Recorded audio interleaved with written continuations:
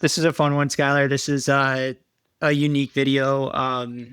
I think what's really cool about this is like anybody that's selling an asset, whether it's crypto, real estate, businesses, anything that you have a lot of potential capital gains on, is worth watching.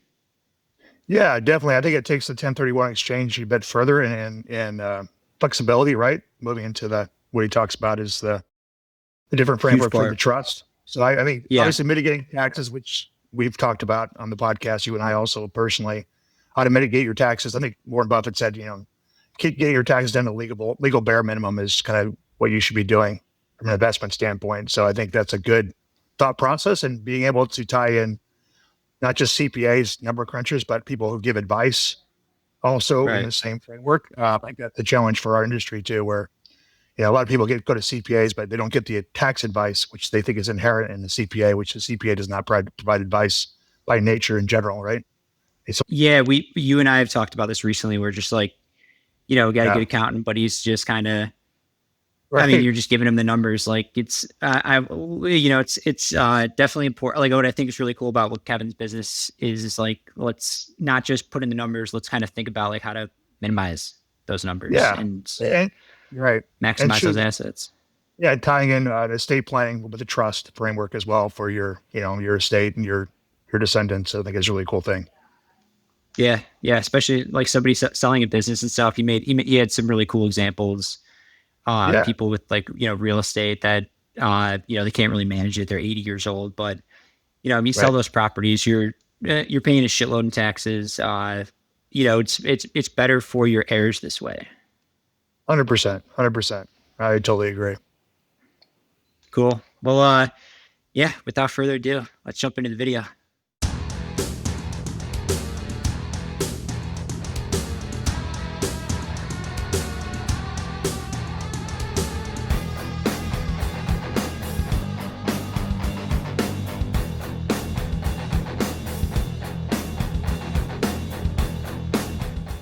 Thank you for tuning into the All Funds Network. My name is Mike Schroeder. Today I'm here with my co-host Skyler Steinke, and we are joined by Kevin Brunner.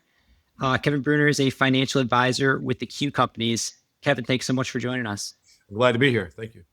Absolutely. Well, Awesome. let's start. Maybe you want to just give us the quick on the Q Companies, and then we'll kind of dive into The Q 1031 Companies exchanges, is a 537s. But yeah, we got a lot of topics. Go ahead. it's a reincorporation of the original Bruner Financial, started in 2004. We had a name change because a mentor of mine said, if you're going to sell a company someday with your name on the door, you better be Chuck Schwab or Ken Fisher or something. So how big do you plan on going? Other than that, you got to sell your book of business. So the letter Q actually comes from a group of table of formulas actuaries use to calculate how much income a portfolio of investments will generate without running out of money based on a certain life expectancy, right? So like an annuity. So using those formulas, I wrote a 6-page white paper called Model Q. Back in 2004, it got published. I wasn't the only one that had the idea that's in the Model Q. There are a dozen variations of it that all perform very close. It all goes back to an E.F. Hutton model, where he made sure he had mailbox every month, and then he had a stock portfolio, and he never had to sell at a loss because he could wait because the client was getting mailbox money. So it's in 1970 E.F. Hutton training manual. So it's a 21st century version of what made him a legend for 30 years. I'm an entrepreneur. It was even a defense contractor, worked for my commander from the Marine Corps, recruited me to come over and work for him at a defense contractor. I went around cleaning up contracts, or NATO's worse than they even say it is. So we had NATO contracts, we had all kinds of other contracts. But the travel was killing me. And you can't have jet lag twice a week. That's why secretaries of state all go gray. I can tell you, it's not a glamorous life. After a while, it actually sucks. And you see all these beautiful places, but you're driving by them because you have a meeting.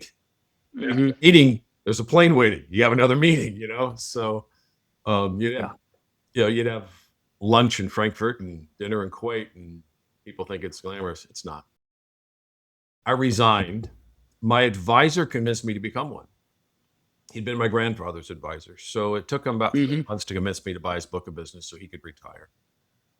And he was the one that gave me his old E.F. Hunt manual from years before he was Smith Barney when he retired.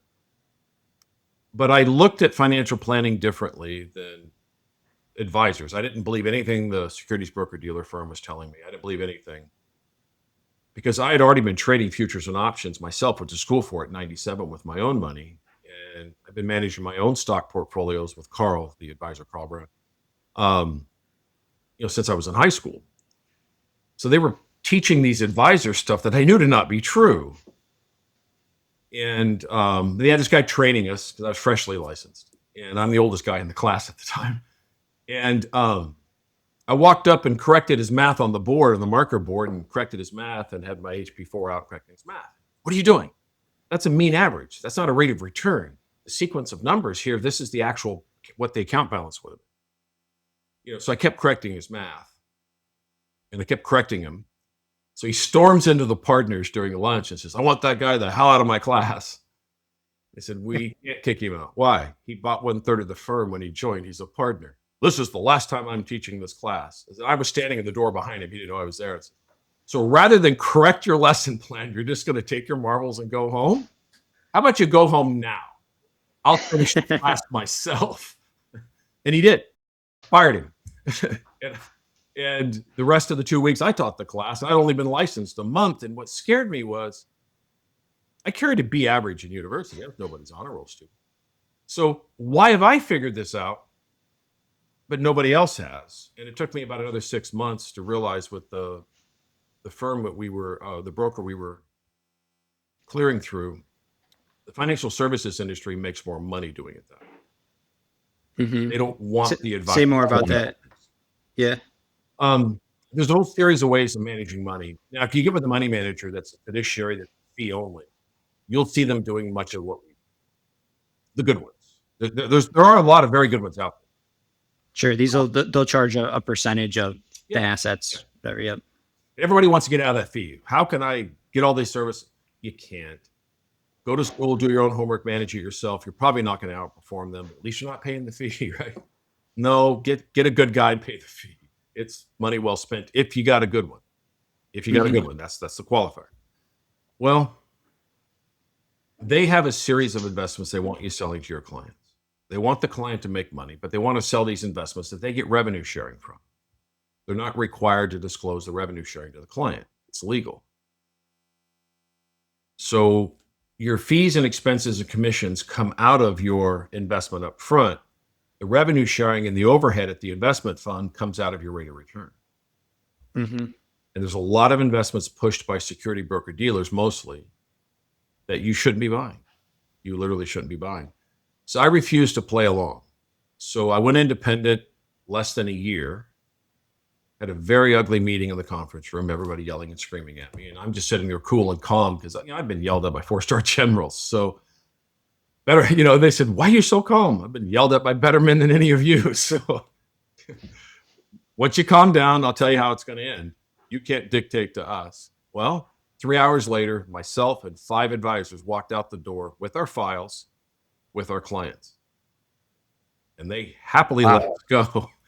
So in a past life, I was a contractor to one of the alphabet agencies. So I knew things about them that they didn't know I knew about them. And once I let them know, they wanted me gone. They wanted me out of there. And in 2009, they all were shut down for some bad investments they were selling clients. And they all lost their licenses. And I knew that was going to happen sooner or later. So I wanted out of there anyway. So I set up my own firm, Brunner Financial. And they went through several evolutions of that. My focus has always been on a couple of things. And this comes from, I went to a senior care place that my wife at the time's grandfather was at. He was a very sharp guy, body failing, but 93, mind sharp as a tack. So we would have lunch with a couple of people there. And this was a very high-end place. They lived in these Spanish bungalows on this campus and stuff. It's a very high-end. How are you doing in retirement? What investments have you owned? What are you happy you bought? What do you regret buying? Just some open-ended questions. I met with dozens and dozens of sometimes one-legger because the spouse was gone, sometimes a couple. And just open-ended questions. Where are you today financially? Over your entire life, how did you get here? What did you regret buying? What are you happy about? And that was incredibly insightful because these are people on the other end of following a bunch of financial advisors' advice, right? Yeah. Right. Yeah. What'd you get out of that? I got out of that it confirmed everything from the E.F. Hutton training manual. Right tool for the right purpose. You remember being in the garage and you take in a screwdriver and you use it like a crowbar and you bend it and your dad gets mad at you? Yeah. Nothing wrong with a Right. screwdriver. It's the wrong tool for the wrong purpose. And now we don't have steers anymore, so you can't go back and get a replacement screwdriver. You got to buy one. So I think Snap-on still swaps them out, but They do. do they? Yeah. So no, so it's not the financial instrument, although there are some bad ones out there. It's what are you using it for? So advisors have been trained to do things a certain way, and most of them are good people that like their clients and they want to do well. And they're doing the best they can with the limited toolbox they've been provided. They're provided that by somebody that holds their license, and they do and say what they're told to do and say, or they lose their license. And if they leave, their own broker will put a report at FINRA against them and harm their career. They'll wing them on the way out the door. And they got wives and kids or husbands and kids and a mortgage and everything else. So they just hunker down, stay within the system, and do the best they can for the client with the toolbox they've. And I didn't want to behave that way. So a couple of things I learned was the number one hindrance to wealth is taxation. You ever seen that chart where if you take a penny, double it every day for 30 days, it's like $5 million, something like that. But if you tax Yeah. if you double it, tax it, double it, tax it, double it, tax it, it's like 48,000. So my whole shtick from the very beginning has been, we can beat the S&P consistently. Anybody says you can't beat the market, thank the gentleman, pick up your things, find somebody else. There are thousands of advisors that beat the market every year, okay? So the people say, oh, I only buy index funds. That's lazy. It works, but it's just lazy. It won't get you where you could be. Right? So we consistently beat the market, mostly in the down years. We don't go down as far when it comes down. Okay. So when it starts coming back, and the market goes through several cycles a year. All right. And we do tax planning. Taxes are just an expense. I mean, you put in LED light bulbs, you put on solar panels, you replace your air conditioner unit to one that's more energy efficient. All this work you go through to get your electric bill in Southern California from $450 a month down to $200 a month, right? But oh, no, I got to pay those taxes. Why? CPA told me to. And that's the other problem. 4 out of 5 CPAs just need to go do something else for a living. Now, the good ones, it's like 4 out of 5 suck. And the good ones are over here, and there's this gap in the middle. it's Yeah. And I have no tolerance for the bad ones anymore. I just call them out right in the middle of the meeting, and that oftentimes doesn't go well about it. I get a lot of them fired. We have a group of certified tax planners that are CPAs and certified tax planners we work with. That sounds very different talking to one of those. They do not sound like a regular CPA, right? So why are you not planning for the taxes? Why do you have a plan for it? Well, I am. I'm doing a 401k and an IRA, and maybe if I sold real estate, if I sold real estate, I did a 1031. I did, there's way more to do than just that. There's certain types of trust you can use that aren't even qualified accounts we can do. Yeah. So I come off as anti-tax sometimes. I'm actually not. Even though I'm libertarian, I'm not actually against income tax. Entirely. I like having police and streets and schools, and I like that the stoplight at the corner works. We need these things. I don't like how they spend the money. I mean, look at all this fraud we're finding. Watch the news media. I mean, just we're getting close to a third of what we pay in taxes, state and federal combined, is just fraud or just waste. Yeah. Right. So I'm against all that. But in principle, for your financial plan, I'll run into a potential client and they want to grind me on our annual fee, but they don't want to do any of the tax plan. Well, no. CPA said just pay it. It's better just to pay it. It's never better to pay it. Had a client a few weeks ago, $40,000. Well, CPA says I shouldn't do that. I might get audited. We don't care. Why? You have to avoid an audit. Yeah. No, you don't. Yeah. Your Yeah, odds of this an is audit are 3%. Your odds of an audit are 3%. And my tax guy can win the audit for about $5,000 representation. Why am I going to spend $40,000 on an audit only has a 3% chance of happening, and I can win for $5,000? Well, you don't know what else they'll find. Well, what else did you miss in the tax return? right. See, Mr. CPA, if you're worried for the audit, what are you missing? What did you do wrong? What are you afraid? You not confident work? So, something Skyler and I have spoken about recently too. It's Right. yeah, I mean, Skyler, your take is kind of, I'll let you say it, kind of take the aggressive side, right? Well, yeah, I mean, if you're doing the right things right way from the beginning, why would you worry about getting an audit? If you, and to your point, if you did everything right and you had a great CPA, then why worry about it? So when I start behaving this way towards a CPA, you can imagine they just fold like cards, Yeah. Oh, well, maybe I'm just not the right person. I think we figured that out about 5 minutes ago in the conversation. So that's a foregone conclusion. I'm sorry. What they don't want to tell you is your tax preparer gets a penalty if you get a penalty. They have you overpaying your taxes to make their job easier and to reduce their risk. There's a conflict of interest there they don't disclose to you. So did you know there's audit insurance on a tax return? But the tax preparer has to go through underwriting to get the insurance. 4 out of 5 CPAs can't pass the underwriting to qualify to offer the insurance to their clients. Yeah. So that's a terrible statistic. It's a terrible statistic.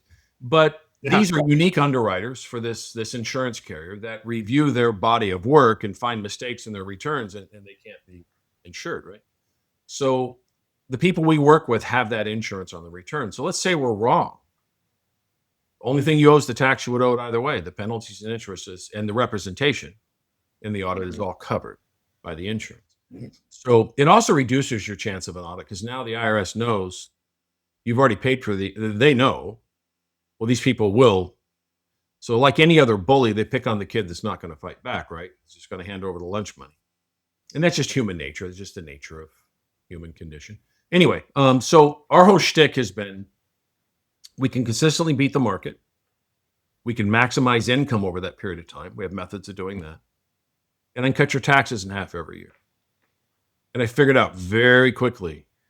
Okay, this is good. So Kevin, I think this is a good jumping off point. So I do want to, we'll eventually get into the being the S&P. I do want to talk about that, but two of the big things that you guys offer and that I know is a big part of your business is the 1031 exchange and the 537 installment sale trust, right? Yes.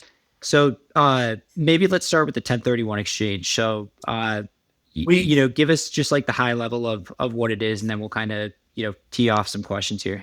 Yeah, it's q-1031.com, the number, q-1031.com. We have a huge FAQ section in there. There's videos in there. There's just real educational. I started that because I was working with a series of 1031 accommodators. And then we use this installment sale trust to rescue a failing exchange.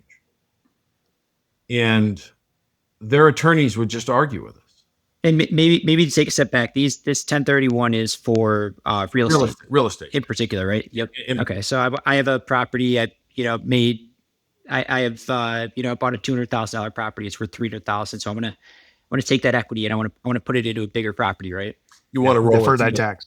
Yeah. So to continue to have tax deferral in the tax code somewhere, they always require a third party to be involved because the IRS doesn't trust you to tell the truth. So in the case of an IRA qualified account, there has to be a third party administrator trustee called the TPA for short that reports quarterly. In the case of real estate wanting to defer that tax, you can't touch the money. So it goes from escrow when you sell the first property to an accommodator, 1031 accommodator, which has to be licensed by the IRS to do that. And then you have 45 days, 180 days, 45 days to identify. You can identify several properties as the exchange. Then you have to close on one of those within 180 days. And the math doesn't always work out exact. Oftentimes a little bit of tax owed. But you can defer the majority of it to the next property and just keep going and roll it over. And our service, we started it because I got tired of arguing with the attorneys at these other accommodation services. And about 10 minutes into the Zoom call, I can tell they didn't read any due diligence I sent them. Like, well, that answer was on page 3. Well, that one was on page 6. These guys haven't read anything. Well, the answer was just going to be no matter what. Doesn't matter what, they just don't want to do it. And the reason is the exchange accommodators get revenue sharing when they refer you to a DST. What does DST stand for? Delaware Statutory Trust. Mm-hmm. Okay. So most of those you should never buy. Vast majority of DSTs you should never own one. There are a few good ones out there, but there are ones that don't qualify for 1031. So, because only certain ones qualify for 1031. So they have a vested interest in not using the Installment Sale Trust. And I would have to greatly increase our fees to be able to pay them something, right? Because money's got to come from somewhere. So we decided to start our own. And because we have great relationship with the IRS, we meet with them, we talk with them. Hell, they're more reasonable and easier to work with than the average CPA. I'm not kidding. My guy there, I'll send him an email and he goes, "Who told you that? We're not worried about that. That's not an issue." Well, he goes, "Well, when are you going to quit listening to them?" So, I mean, that's their attitude, really. So they're actually pretty reasonable. By the way, the IRS's charter is they're supposed to advise the taxpayer on how to comply with the tax code. And there's certain people there that do that. That's their job. You can actually go meet with them and sit down and they'll actually review things and tell you what to do. So, for free. People say, well, that's like talking to the enemy. They're not really the enemy. They're good insights. Yeah. There are some bad. There are some bad people. There's a guy here in Laguna de Gil none of us like. We didn't invite him. But the rest of the office doesn't like him either. Yeah, he needs to live somewhere where they have a hammer and sickle on the flag. But he does. We had meetings with him. He does. But the rest of the office, they're reasonable people. They enjoy the due diligence I send them. It's a good thing. Anyway, we set up this 1031 service just because we're just out of frustration. I can't spend the time. I'm paying my attorney $750 an hour to educate their attorney, and he doesn't care what the answer is. His mind was made up. So it took us 4 months to get approved, our documents and everything. And they approved the Installment Sale Trust as an alternative to a 1031 exchange. So if your exchange is failing, you can fall into a DST or you can fall into our IST. Now, the benefits of our IST is you get to have direction of the investments without constructive receipt, which is another qualifier in the tax code, in the trust. You can even buy additional real estate on the other end using the trust funds, and there's methods of doing that. Okay, and this is, I guess, maybe tell us about why do 1031s fail? They fail because you don't identify. You have a short fuse to do so. They fail because you don't close. You thought you found the apartment building you want, and like this client in Ohio, who recently his exchange failed with us, and then he fell into the IST. He found out it was 3 buildings, apartment complex, but the sewer lines all went back and under a commercial property on a lot behind to the street behind, and they had to be replaced. They says, "You're not digging up our warehouse." Mm. Yeah. So if he would have closed on the place, he had to put in all new sewer lines out to the street, to the corner, over a block, over to the sewer. It's a great example. Yeah. Okay. Yeah. And there might be other situations that's like maybe like a timing issue, or we don't think maybe you get outbid on all the properties that you want. You get outbid. So you have some guy selling in California and he's buying something somewhere else, and rather than pay the tax, he overpays, right? Because he just needs to buy something. By the way, did you know the 45-day and 180-day wasn't in the original law? The IRS added that. See, IRS can make up rules for how tax laws are enforced and applied. So it's almost as if they said, Congress says you can do this, but we're not going to make it easy. Of course. Yeah. They almost want you to fail. For example, it's not directly in tax law, not law. It's the black law that they create, the rules they create, on which DSTs qualify for 1031. So they said, okay, you can only go to these DSTs, but we're going to make sure those aren't very good. So they don't want you to defer the tax. So that's where the IRS goes afoul of the taxpayer. Why do they meddle in those things? And people talk about loopholes. The only loopholes in the tax code benefit the IRS, not the taxpayer. These are loopholes they create to get around something Congress made a law. But Congress delegates rulemaking authority to them, which they shouldn't do, ever delegate rulemaking authority to a bureaucrat. And that's where everything goes afoul with the IRS. So anyways, we started the 1031 exchange just because I called an emergency meeting with all my guys after getting off one of those calls with the attorney at an exchange in San Diego and said, I'm done. We're going to start our own. And my COO says, well, that's got to be expensive and difficult. And I said, I don't know what it's going to cost, but it can't be hard to run one of those, to start one. And he said, well, how do you know? Have you met some of these people? Can't be too hard if they're doing it. It took me 4 months. So I called the IRS and he says, yeah, that came across my desk. We know your program. He goes, I proved it in 15 minutes. So, it's a very straightforward program. And you can do a 1031, or you can oftentimes go right from escrow into the trust. And we do mostly businesses though. Okay. And now I guess this is leading into the 537, right? Yeah. Okay. Let's talk about the 537, and I want to show, maybe just give us the quick high level. And then I want to show on your website, you guys have a really nice diagram of how this works. The high level is there's some sort of a purchase agreement to the trust, and then a purchase agreement from the trust to the final buyer. At close of escrow, the money comes back to the trust. Yeah. That's the simple flow chart. This is good. So you take the asset. So in this case, we're talking about real estate, but to your point, this could be for business sale, even crypto sale. I mean, this could really be for any asset. You take the asset, you're putting it in this escrow, buyer exchanges with the escrow, and then the escrow is giving you over time a portion of this income, right? No, the trust does. So at close of escrow, the funds all drop into the trust. And then you get a note that has to have a face value and a declared interest rate. It can't be a variable rate. And but there is in the note, so we use 6%, but it's 6% plus growth. Don't fixate on the 6% number. It's 6% plus growth. So you do earn, as the assets in the trust grow, you participate in that. And that ticks all the boxes. There's a series of boxes you got to tick to qualify for the IRS to qualify this.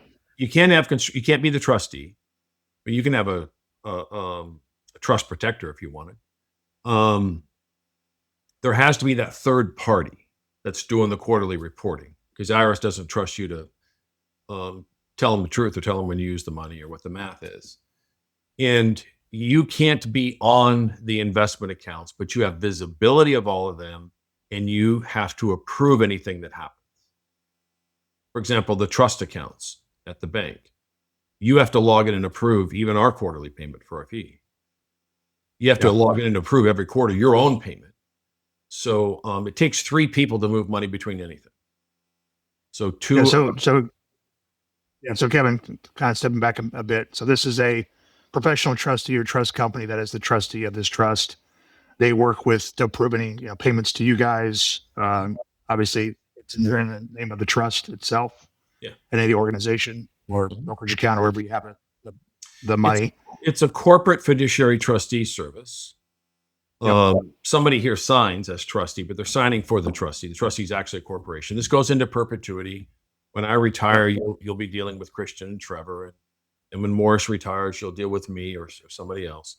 So there's succession planning for all of it. These things are designed to go on into perpetuity.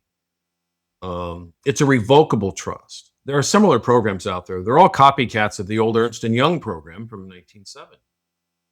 The other programs put things in there and give a false argument for why they're there that aren't in the client's best interest. But the client doesn't know. Even the client's attorney doesn't know. It's for their interest to make sure you can never leave. Like they use an irrevocable. They'll tell you that's for asset protection. It's not necessary. We use a revocable model, and you can terminate and leave at any time. Our feeling is if you need to leave, something happened in your life that it's in your best interest to leave, or we failed to serve you. Right? So the door is always open. Now, in 20 years, nobody's done it. I had two horrible clients. They were just miserable people over the years that I fired. I've actually fired two clients. And then the children will leave because they get a step up in basis, just like the real estate or the other investments would. So sometimes the kids will pull the money out, divide it up, and walk away. Most don't. Probably 2/3 of the heirs just keep running and let the income come and enjoy it. Yeah. Oftentimes the parents will write it into their estate plan. By the way, this installment sale trust, the trust model that we use is used in very high-end estate planning to bleed down an estate below estate tax threshold.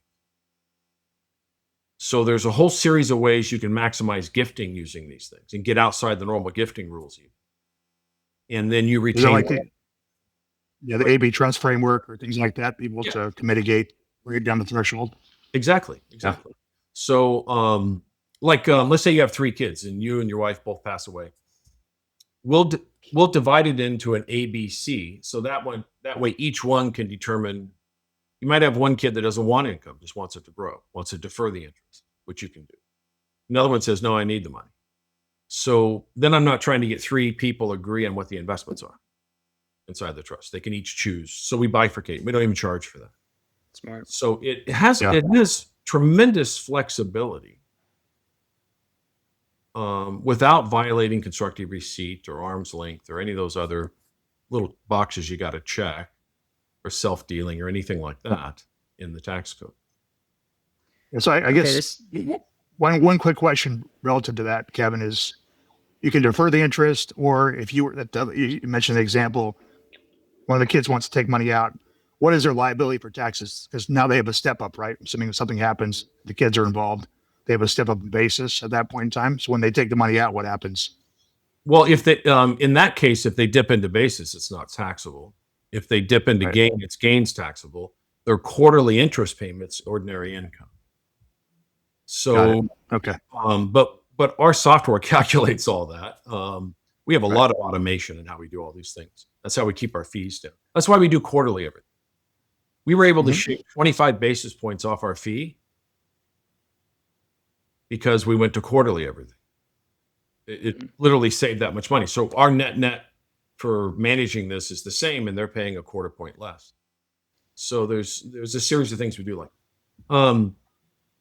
If they dip into basis, that's basis. If they got to step up from their parents, then that's not taxable. And and then we do tax planning with them. Not all clients use us for the tax planning side. Some say, no, I got my guy, and they don't want to talk about it. Well, that's your choice. More than half use us for tax planning. We're very busy September, October. Because what we'll do, we'll do a specimen return with certain assumptions to figure out where you're going to be December 31st, to find out how much to do, because it's got to be done in that tax year to make your following April tax bill lower. And we have methods that for $1 in, you get $5 benefit. We have one right now that's $1 in, you get about a $10 benefit out the other side. Okay, so let's look at these as like some realistic examples. So like, all right, I have a property that I sell. I get $1 million from it, and we're putting this into this installment sale or the 537. So obviously if I sell that property, I get taxed on $1 million. That's huge. So this is how would you think about deferring that income? By taking a portion every, you sell the property. In escrow, you identify the trust as receiving the funds. And we don't involve escrow in everything we're doing, because who knows if the escrow officer or their attorney understands any of it. I'd rather avoid paying $7.50 an hour to have my attorney educate their attorney, because they never listen to me, right? Or you can go to the 1031, and because it was approved on our paperwork, other accommodators, if it's not in their paperwork, they can't do it. They'd have to go back and reapply to the IRS and take 4 to 6 months. You designate it as a 1031, but while it's at the exchange, on the 45th day, it falls into the trust. Now, in states like California, we do that to avoid that 3.5% they want that you then have to come ask for, file a return to try to get it back. Because it just doesn't trigger that. It flows right through all the tax forms and doesn't trigger that. So the money lands in the installment sale trust either at close of escrow or on the 45th day if we go through the accommodation service. So sometimes if the escrow people, I've just learned not to even have the conversation. It's none of their business. Your personal tax planning is none of their business anyway. They shouldn't be asking. But they act like they have to approve anything you're doing, which it's none of their business. They have no liability. You're giving them instructions where to wire the money to. But rather than have the argument, we just designate a 1031, and that just gets away from that. And in some states, we do that automatically, like in California and Illinois. Once the money's in the trust, then we have a discussion. You have a note for 6% against the trust. You must have a note. The note's your control document.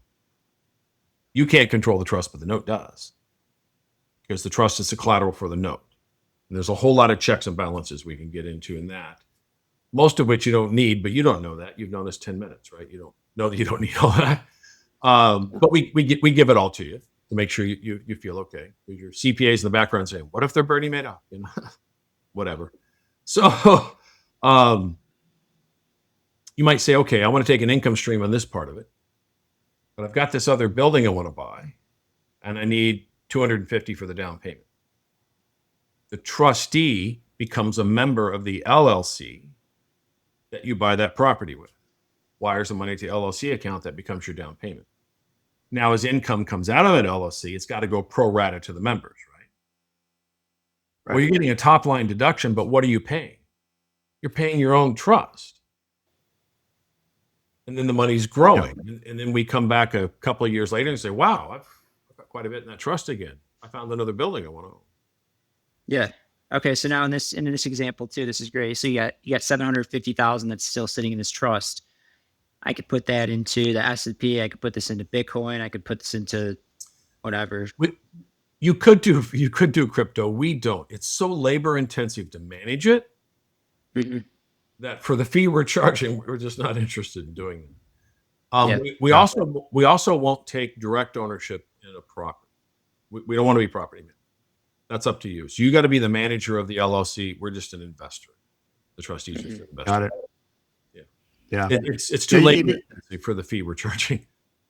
Right. That brings up a point. Like, when does it make sense to set up something like this based on the asset size? The amount of the opportunity. Is there a certain threshold based on carrying costs and costs on an annual basis? Definitely, you need to have over $1 million in the trust to make all this make sense. Got it. Okay. If you have less than $1 million, we have a separate program for that. It has no fees, no expenses, and you have 7 payout options. And it's a master trust called Iron Gate Holdings. It's ightrust.com, ightrust.com. And right now you get a 10% bonus. We've done so well with the investments in the portfolio that I don't want to adjust the interest rates on the note just yet. We're watching the economy. We might. But right now so if you put 500, you get a note for 550 against it. That's just what happens. There's 7 payout options, and there's no fees and no expenses. It's one master trust with a bunch of notes against it. And because it cost us about $15,000 a year to run one of these minimum.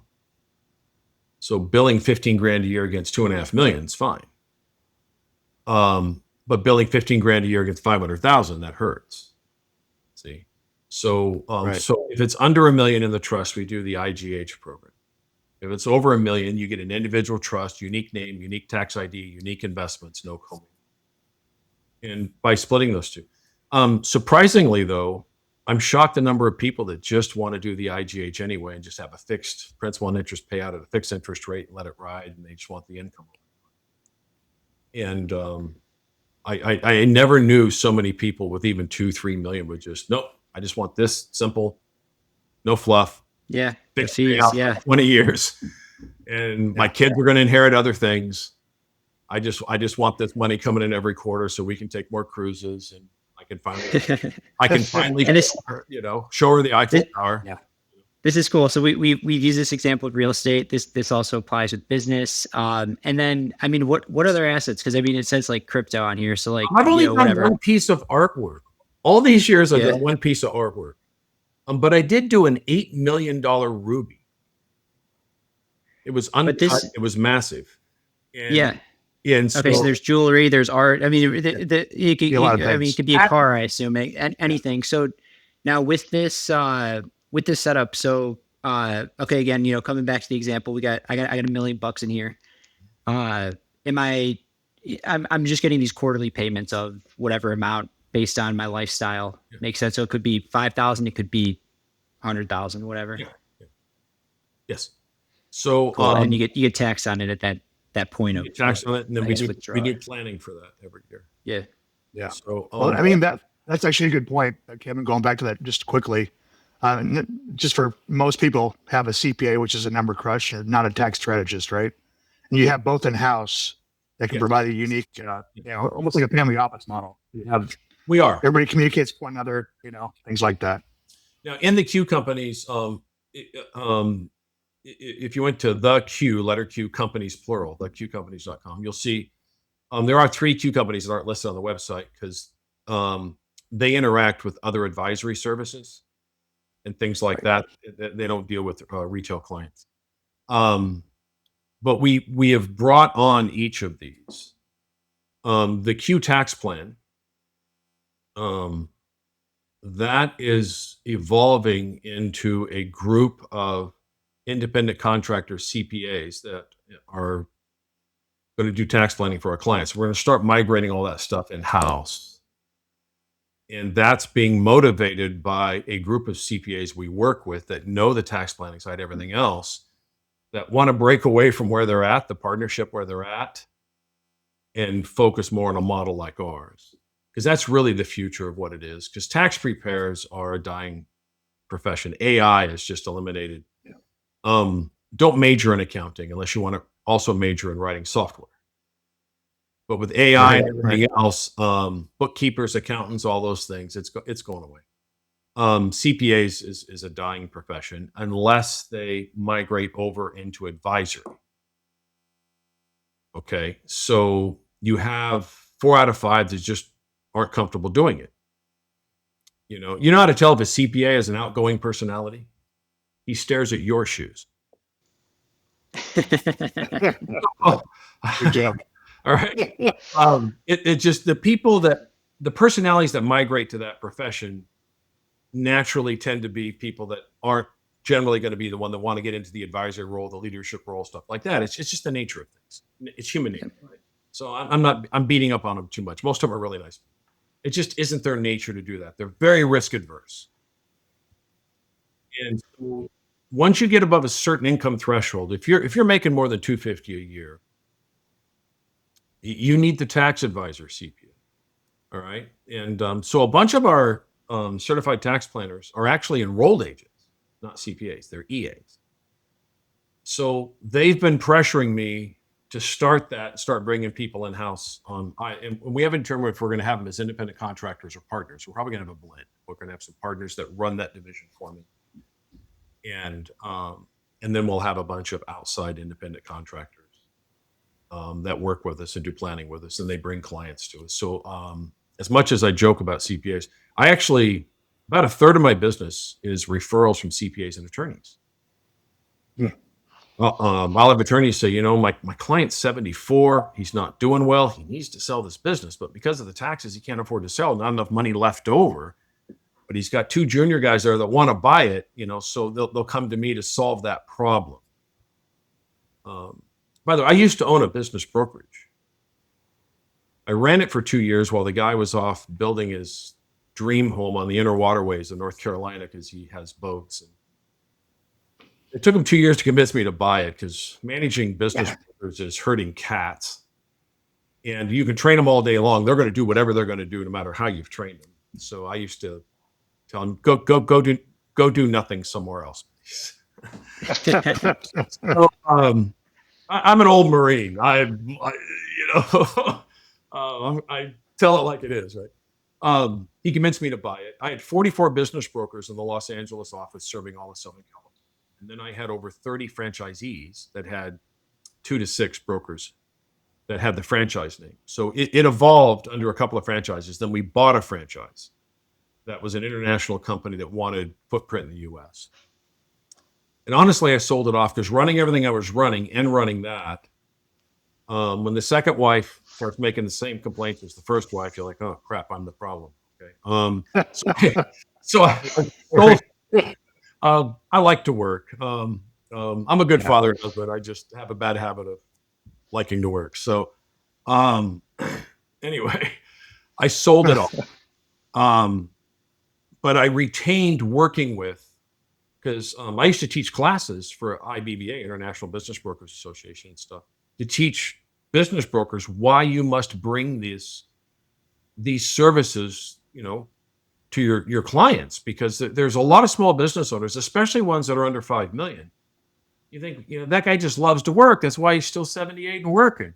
No, he did the math, and there's not enough money left over at the close of escrow to sell the business. That's the problem. Or they sell it to somebody in-house and carry back a note. Bad idea. That note will never be worth more than the face value. You have all the downside risk, but none of the upside potential. That business proves you don't participate in it. Yeah. So there's a lot of guys at 80 had to repossess the business they sold to somebody. So that's something not a lot of people think about. That's a great point. You'll find guys that own apartment buildings. No, I'll be the bank. Then he's 84, repossessing a building, having to clean it up and turn it around and, fix all the deferred maintenance and everything else.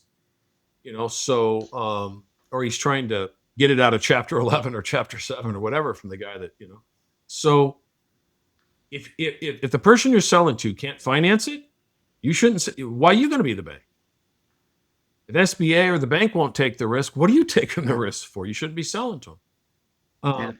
So by having the trust intermediate all these transactions, we can give the buyer and seller what they want. We can give better terms. And that was the thing I was doing as a business broker, was I was creating transactions that never would have happened without us. And we were actually changing the balance sheet and everything else in a way that they could get financing where they couldn't get it before, by intermediating. But this is what Bain Capital does. Bain Capital uses Ernst & Young to set up special purpose trusts to intermediate transactions all the time. Or when they do an M&A, people exiting, their exit lands in these special purpose trusts, tax deferred until they take the income. Mitt Romney was accused of loopholes for the rich, when he didn't pay tax on $100 million leaving Bain Capital. Well, this is what Ernst & Young does for the partners at Bain. This is what Ernst & Young does for their own partners when they exit. So we do businesses, we do real estate. Third is I have a whole network of people that patents, medical device patents and medical patents and stuff, because here in Irvine, there's a lot of these companies. And I got into a network of those people. So now I get referrals from that, people selling those things. And then I've done some crypto, and I've only done one piece of artwork, and I've done a couple other odd things like that $8 million ruby. I got to hold it. It's the size of a football. Oh, wow. It was uncut. It was beautiful, actually. It was beautiful. It originally came from a Buddhist monastery that the communist Chinese demolished. Back in the 40s when they were running over the top, the late 40s when they chased Chiang Kai-shek over to Taiwan. If you know the history of all that, right? Mm-hmm. Anyway, so it ended up in Taiwan, and somebody bought it, and it stayed in his family for a long time. They needed to sell it, and I got to go with them vault where it was being held to pick it up. And then they gave it to unreal. Yeah, no, they gave it to this armored car service that took it to the new owner. But it was cool to put the gloves on and get to hold it. Oh yeah. So I've done some interesting stuff. Real estate investors are interesting with this. I joke that most real estate investors only want their money in two places: real estate or their mattress. Definitely some truth to that. Yeah, for sure. A lot of them, their paradigms are that they don't understand, if they used a service like ours instead of a 1031, then they get to buy the replacement at a time and date in terms of their choosing, not under 4,580 days and got to scramble. Right. And then they end up with diversification. So the guys that were well diversified in their investments flew right through 2008. In fact, they were picking up properties at 60% discounts, right?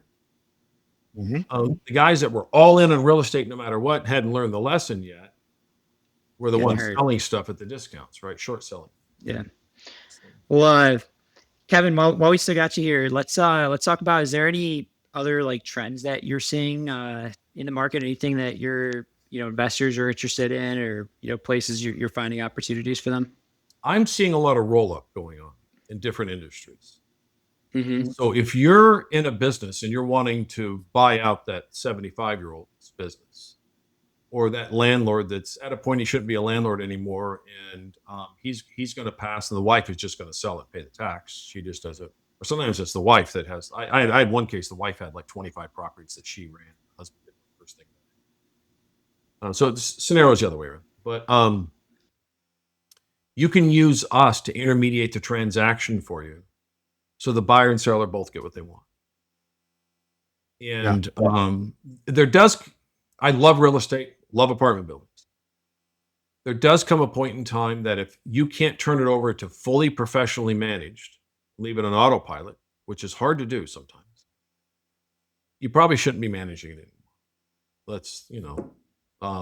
My father didn't retire to 88, but he lost a couple deposits on the way to the bank, and he was forgetting customer orders, and things were happening. So we had to sell the business, and broke his heart. He because he didn't know what to do. He didn't, he lived in 94, but it was time. Wow. It was time. So we couldn't sell the business. We sold off all the assets is what we had to do. And it was a difficult, emotional thing to go through. First time my father ever yelled at me like that. But when it was all over, yeah, he came to me hard to have that conversation. After it was all over with. He came to me and he said, and he was getting to where he was forgetting what day it was, things like that. But he didn't come to me and say, this was probably as hard for you as it was for me. I said, yeah, you and I have never had conflict between us. And this is the first time we've ever had conflict. And he gave me a big hug and he says, I'm sorry. He says, I understand why you did this. I understand what's happened. And he was very happy until the day passed. So there comes a time where you got to do these things and there's consequences. So you can use us to intermediate all kinds of these transactions. In the case of real estate, you can sell that one building, and now you can go shopping for that building that you can reposition. Probably owned by an old landlord that has deferred maintenance. He does the bare minimum. But if you strategically buy that property and strategically reposition it over 24 months, now you've got new rent rolls at market rate. You fix the parking problem. You've got in-unit laundry, all the other things you do. Now you're getting full market rate rents. Now with your T12s and your P&Ls and everything else, that property appraises very different. You can buy a $2.5 million building at a $6 million appraisal 24 months later if you do it right. Yeah, I think that's it. That's really the huge key here. I mean, step up in basis one, but when you're selling these assets, you're not paying that tax. You're not taking that one big hit that first year you sell it. Yeah. It simply defers it. It keeps the money invested working. And then through tax planning, we can knock it in half or better every year. Yeah. This is why everyone's using, like a 401k and IRA. It's the whole point. Tax deferral, kick the can. Tax deferral, IRS understands it, doesn't have a problem with it. But there's some other programs out there I've seen. And we've been doing due diligence in some of these competitive programs. One of my guys, my CTO, is very good at AI. And he had a couple of these new AIs analyze one of our competitive programs, and the AI gave 3 reasons it would fail an audit. Wow. And it was correct. The report, his competitive analysis report, he had AI compile. He had to feed the large language model some parameter. Right. And he had to feed it references in the text. It came back with an excellent report, well written, flagged it. Well, you think the IRS doesn't do that? So there are other things out there. Most of them aren't ticking. They're following a part of the tax code, but they're not ticking these other qualifiers that the IRS looks for. If you don't tick those boxes, it fails. Yeah. Yeah. And the only reason they're still in business is the IRS just doesn't have the manpower to audit all. Right. Yeah. Another element you mentioned, just from a tax perspective, obviously, you have the federal tax framework, but also depending upon where your client is, what state, right?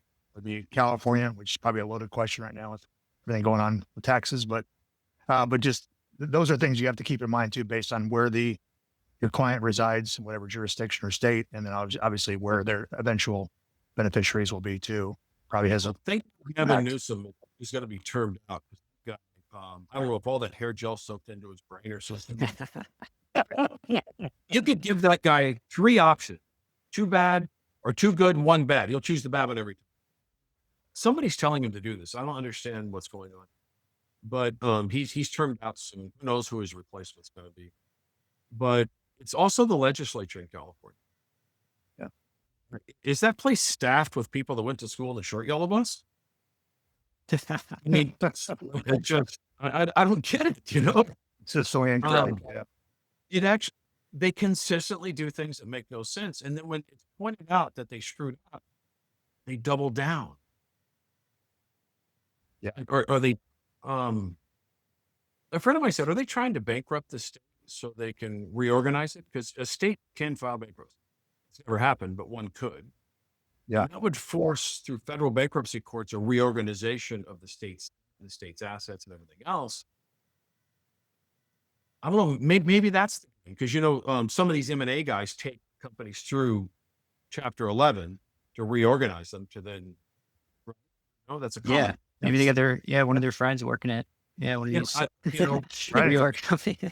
But those of you that are watching this that aren't in California, I promise you, 90% of the state's just beautiful, and we don't have a crime problem. It's these pockets that have all the problems. I live in Orange County. I live in the city of Orange, in the old town area, and it has an old town circle and roundabout there with a park and the flag and the restaurants and the shops. And we love where we live. We live in this little bubble. And my friends, you live in California. Well, 1, I know how to keep my taxes low. And 2, I live in this little bubble where we know all of our neighbors. Our dogs have friends when we're walking. We have play dates with dogs. We go to the restaurants. It's like, do you want your usual? And there's one restaurant, if I sit down within 15 minutes, an old fashioned just shows up at the. Oh, that's amazing. I'd be pretty accordion. The bartenders all know me, That's the place to be. I know, and we love where we live. But if you know how to manage the tax side of things, which I practice what I preach, to the extreme. I actually practice it to the extreme. And you can live a very comfortable life even here. It's a beautiful place to live.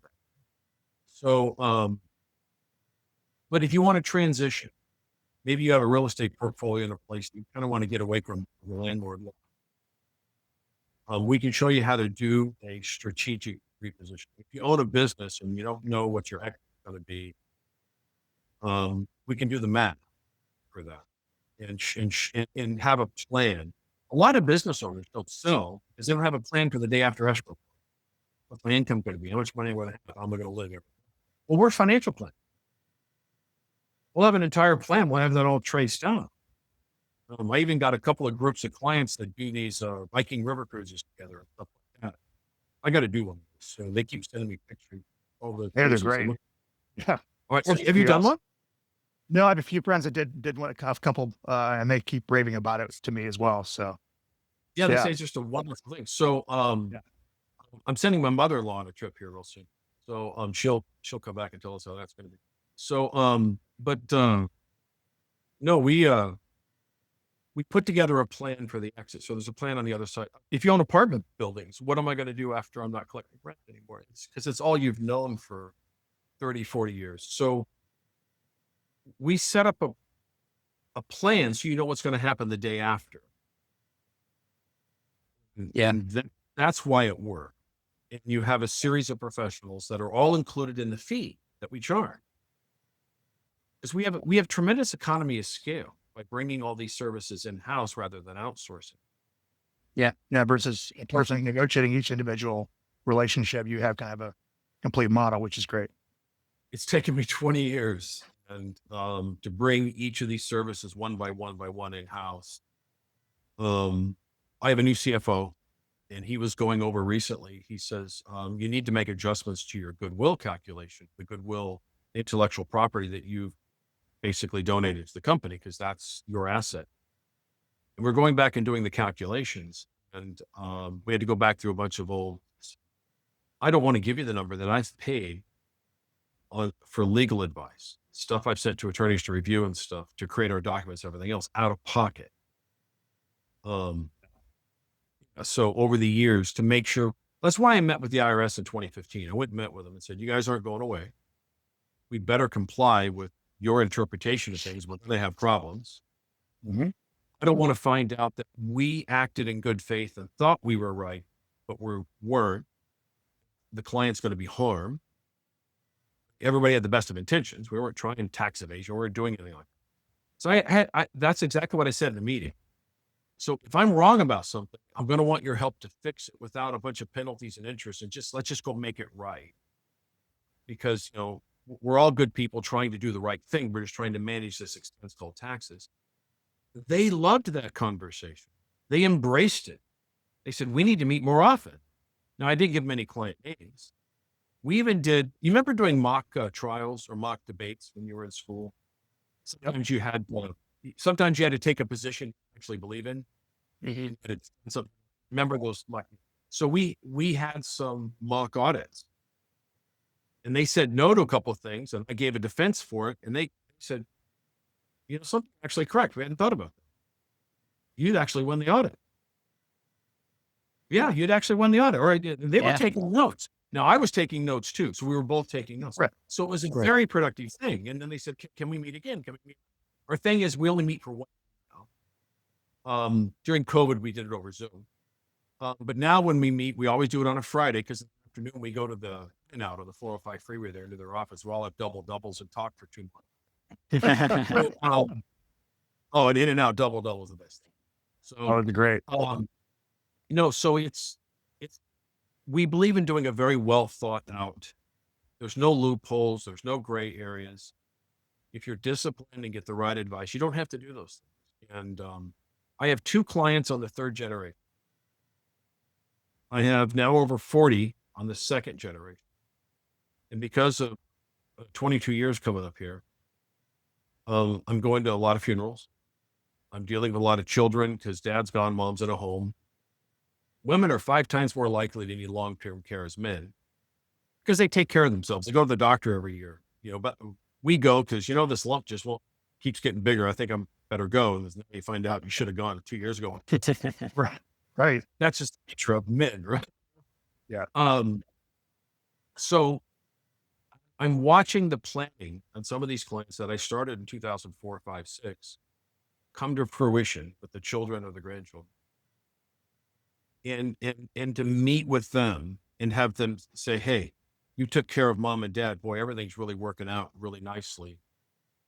You continue this for me and my children and stuff. It's inspiring. It's actually a very, it's a nice thing to do for a living. I like what I do. I really like it. You're helping people out. Yeah, that's great. Love it. Well, Kevin, I think any final thoughts to wrap this up here? I think this has been great. You really appreciate you walking us through all this. I think there's a lot of opportunities here for a lot of different people. I was going to do 95% of the work up front, and they're already experimenting with it, by the way. They have AI tax returns already. There are large language models getting smarter all the time, and it looks for trends. And if your return is an outlier compared to other returns like it, then you flag. They've been working on this for a long time. So it's not necessary to do all these other complex things to just defer the tax and knock it down as you go. So we keep it simple. We keep it simple, stupid. Kiss, right? Yeah. Like our Model Q strategy has 2 moving parts. It only has 2 moving parts, and it consistently beats the S&P every year. Yeah. Kevin, this has been great. Where could people go to connect with you and learn more about the Qs? Actually, if you went to Zoom with Kev, K-E-V, zoomwithkev.com, you can schedule right on my calendar. I love it. It's that simple. My name, kevinbrunner.com, has a lot of information on there. And we have the Q companies, but on each one of those websites, there'll be links to the other websites. If you have real estate, if you went to the q-1031.com, I mean, somebody asked me one day, aren't you worried about competitors reading all of this and duplicating your program? It'll take about $750,000 in 5 years for them to even start writing enough business to build a portfolio to me. Trust me. So no, we're so far out ahead that, no, I'm not worried. You have a good moat around you. Yeah. Awesome. This is really cool. Kevin, this has been great. We'll make sure to include all your contact info in the show notes. And this has been a good conversation for both Mike and I, hopefully our audience as well, just on how to think about taxes, how to mitigate, make it simple. But obviously, if they need your service, reach out to you as well.